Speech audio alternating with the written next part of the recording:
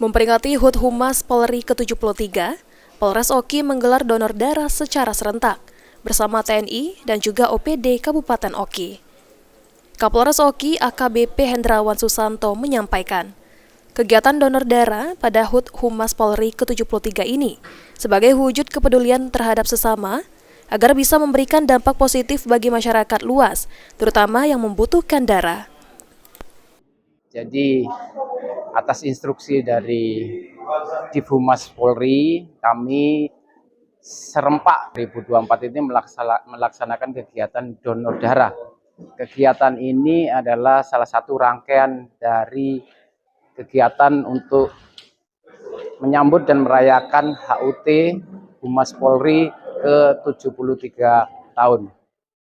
Pada peringatan Hari Jadi Humas Polri ini mengusung tema Humas Polri Presisi Menuju Indonesia Baru, melibatkan puluhan pendonor dan berbagai elemen yang ada di Kabupaten Oki. Novan Wijaya, PAL TV.